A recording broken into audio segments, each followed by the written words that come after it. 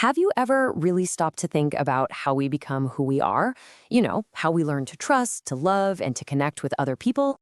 Well, it turns out the foundation for all of it, our entire social blueprint, is pretty much laid down in the first 5 years of our lives.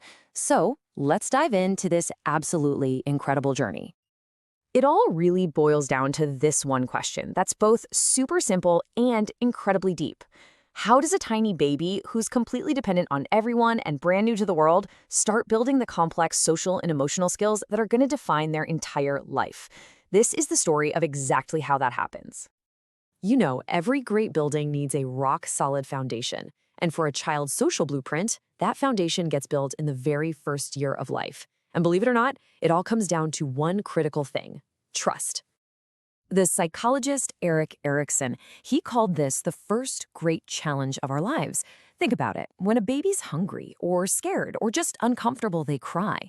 Now, if a caregiver consistently shows up with comfort and care, that infant learns, hey, the world is a safe, reliable place. They develop what's called basic trust.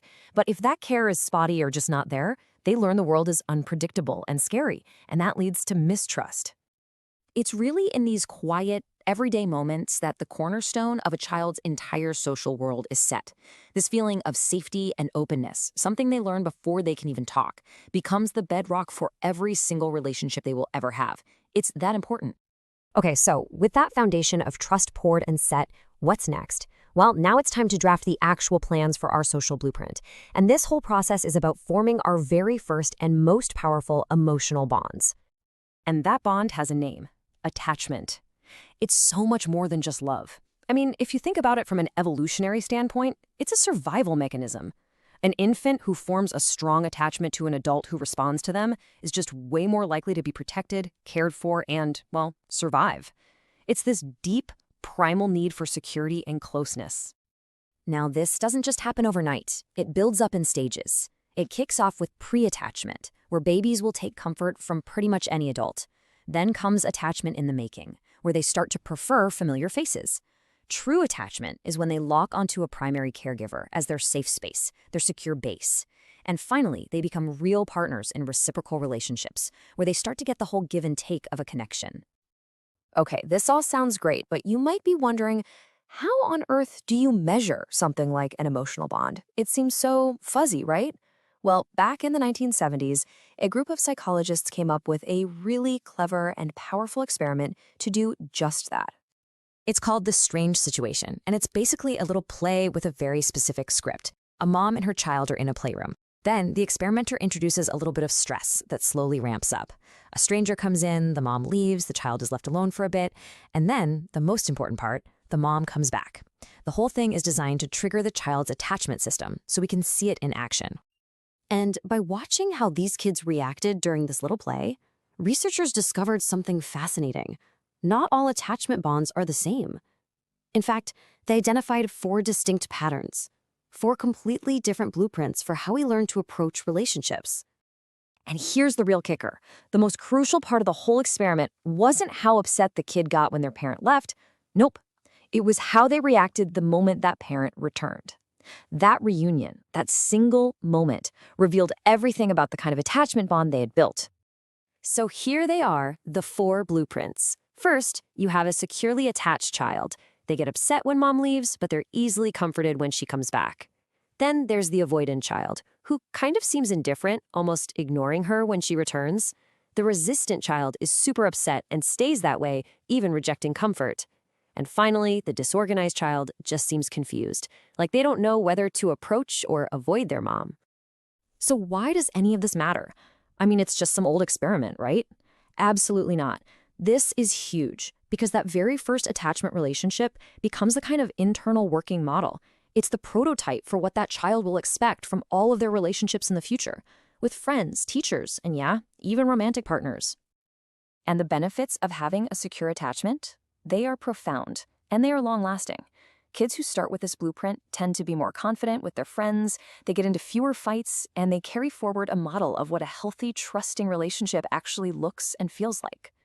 All right, so if attachment is the structural plan of our social blueprint, the studs and the foundation, then emotions are the colors that bring the whole thing to life. A child's emotional world develops right alongside these social bonds.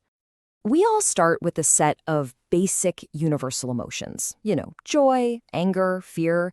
But then, around 18 months, as a child's sense of self really starts to click, this whole new set of complex, self-conscious emotions shows up. We're talking about feelings like pride, guilt, and embarrassment, which all require you to be aware of yourself in relation to other people. So how do kids even learn what to feel in a new situation? Well, a key part of it is something called social referencing.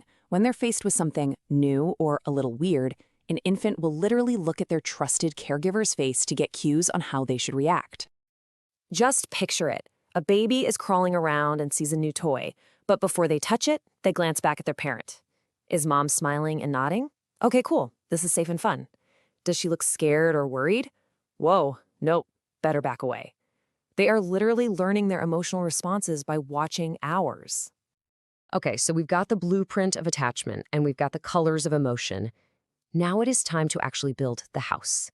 And for a child, the real work of building their social world is done through play. Social play isn't something they just jump into. It evolves in these really clear stages. It starts out as parallel play. You've probably seen this, where toddlers play near each other, but not really with each other. This grows into simple social play, with little interactions, maybe a smile or handing over a toy. And then finally, around age 2, they get to cooperative play, where they're actually working together to build a tower or play a make-believe game. And right in the middle of all this cooperative play, something truly amazing starts to show up: altruism. This is the very beginning of empathy and kindness, things like sharing a toy or helping a friend who fell down, just because, for no other reason than to help the other person. So how can we support this incredible social construction project? Well, the research is really clear. We can model the kind and helpful behavior we want to see. We can use discipline that actually explains why a behavior is wrong instead of just punishing it. We can be a coach when little playtime fights break out. And this is a big one. We can give them real chances to practice helping and sharing with others. Look, the social blueprint a child develops in their first 5 years isn't set in stone, but it is a powerful, powerful foundation for the rest of their life. It shapes their friendships, their confidence, their capacity for love. I mean, everything.